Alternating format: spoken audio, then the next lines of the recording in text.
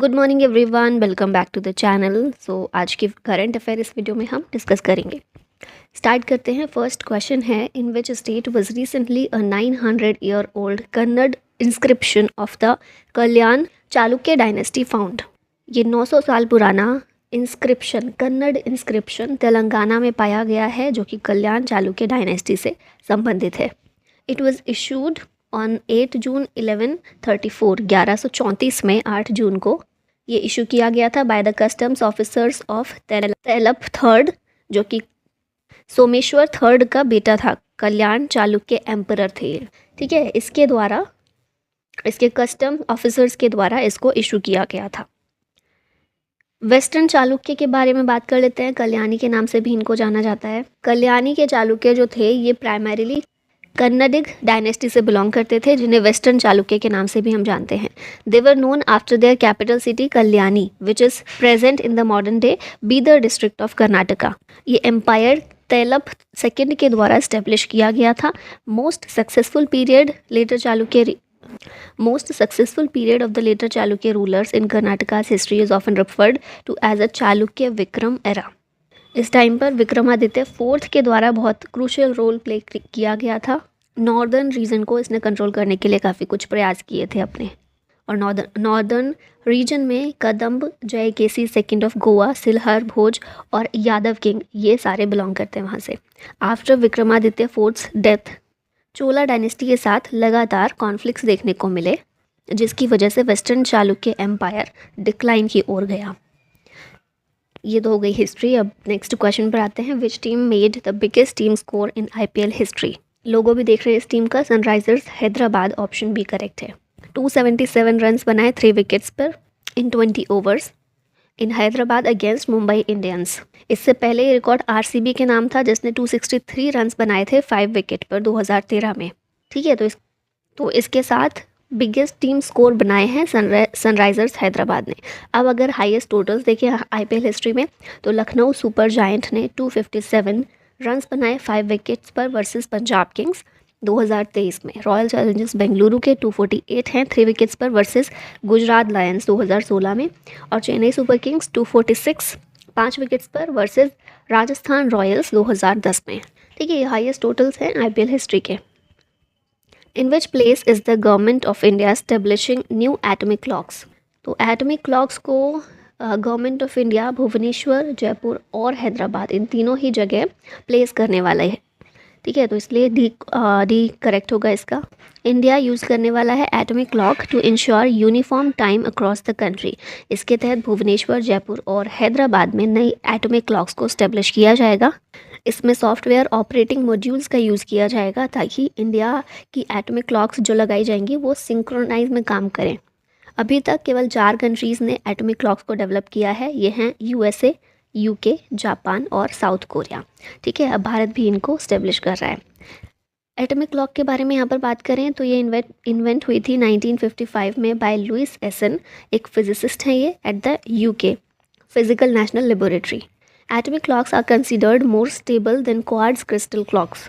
The most advanced atomic clock loses 1 second every 300 billion years. अब इसमें क्या होता है, जो क्वार्ट्ज क्रिस्टल क्लॉक होती है उसको एटम के साथ उसको कंबाइन किया जाता है।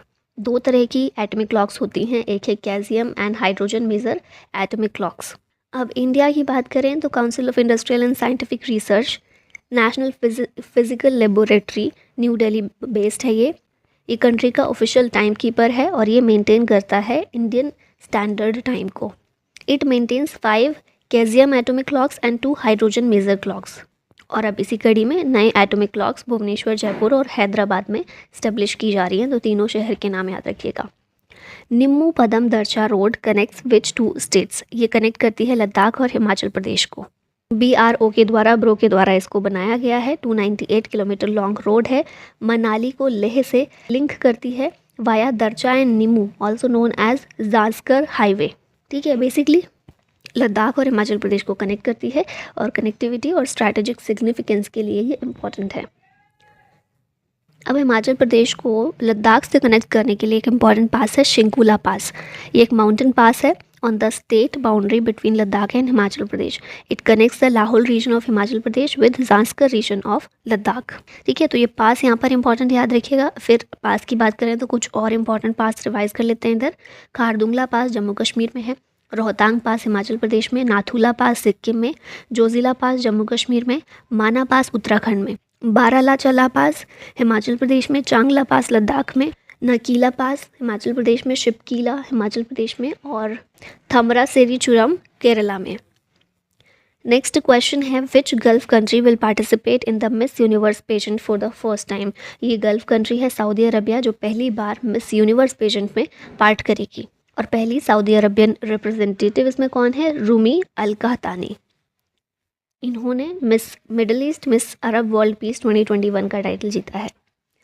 यहाँ पर रिवाइज कर लेते हैं कुछ चीज़ें. 71st मिस यूनिवर्स पेजेंट जीता है Miss USA R Bonney Gabriel ने. Femina Miss India 2023 Nandini Gupta है. Miss Earth India 2023 Priyan Sen. Miss International India Praveena Anjana. Miss Earth India Priyan Sen. 72nd Miss Universe है निकारागुआ की शेनिस पाल्सियोस. और Miss Continental International award Aastha Rawal ने जीता है. मिस वर्ल्ड का टाइटल अभी हुआ है 2024 में, 71st एडिशन था इसका. ये चेक रिपब्लिक की क्रिस्टीना प्रिस्कोवा ने जीता है. मिस वर्ल्ड 2022 थी कैरोलिना बिलावस्का पोलैंड की. और फिर ये तो ट्रेडिशन ही है कि जो पहले की मिस वर्ल्ड होती है वो नई मिस वर्ल्ड को क्राउन पहनाती हैं. तो ये यहाँ पर हमें दिख भी रहा है पिक्चर में. इस मिस वर्ल्ड इवेंट में भारत को रिप्रेजेंट किया था सिनी शेट्टी ने, लेकिन टॉप 10 तक पहुँच पाई थी. ये बस टॉप 8 तक पहुँच पाई थी, उसके बाद ये बाहर हो गई थी. Which brand has chosen Neeraj Chopra as its brand ambassador in March 2024? तो नीरज चोपड़ा एवर रेडी के ब्रांड एम्बेसडर अभी बने हैं. Where will the physical mode of the Army Commanders Conference 2024 be held? ये जो कॉन्फ्रेंस है नई दिल्ली में होगी. ऑप्शन ए करेक्ट है. वर्चुअली 28 मार्च को शुरू होगी. फिजिकल गैदरिंग 1 से 2 अप्रैल को नई दिल्ली में होगी. एजेंडा है इसका field army veterans welfare geopolitical impact on security.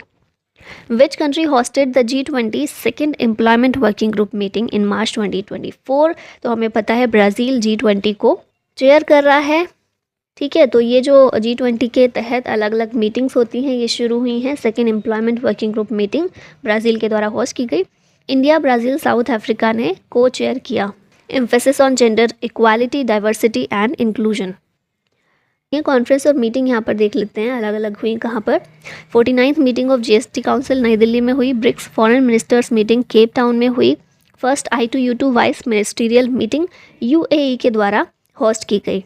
I2U2 में 4 कंट्रीज़ हैं, इंडिया, इसराइल, UAE और USA. 16th meeting of the Shanghai cooperation organisation Nai Delhi में हुई. SCO foreign ministers meeting Goa में. Good governance conference Bhopal MP में हुई. One earth one health 2023 conference Pragati Maidan new Delhi में हुई. 26th national conference on e governance Indore में हुई.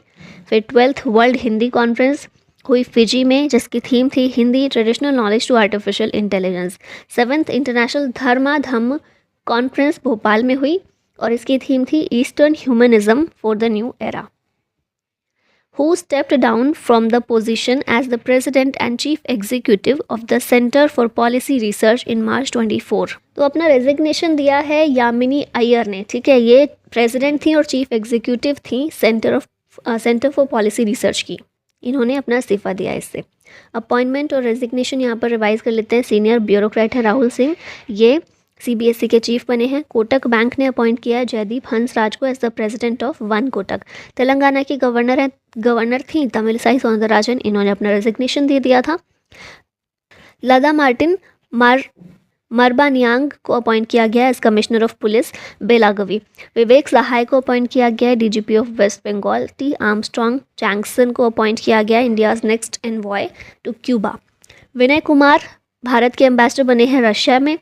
अरविंद कपिल CEO हैं पूनावाला फिनकॉर्प के. PNG इंडिया ने अपॉइंट किया है कुमार वेंकट सुब्रमण्यम को as CEO. Vladimir Putin re elect हुए हैं as the Russian president.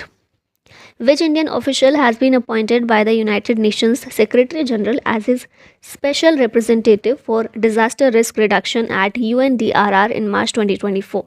UN के द्वारा स्पेशल रिप्रेजेंटेटिव अपॉइंट किया गया है UNDRR में एक इंडियन ऑफिशियल को और इनका नाम है Kamal Kishore. Option A correct है. ठीक है, असिस्टेंट सेक्रेटरी जनरल UNDRR में इन्हें अपॉइंट किया गया है. फिलहाल ये गवर्नमेंट ऑफ इंडिया में सेक्रेटरी हैं। ठीक है, याद रखिएगा इनका नाम। अब लास्ट में क्वेश्चन है आप लोगों के लिए, who has recently been appointed the head of the national investigation agency? Rajiv Kumar Sharma, Sadanand Vasant Date, Ajay आनंद या फिर अभिनव शर्मा? आंसर बताइएगा इसका कमेंट में। और इसी के साथ वीडियो का होता है and. Thank you so much for watching. जय हिंद।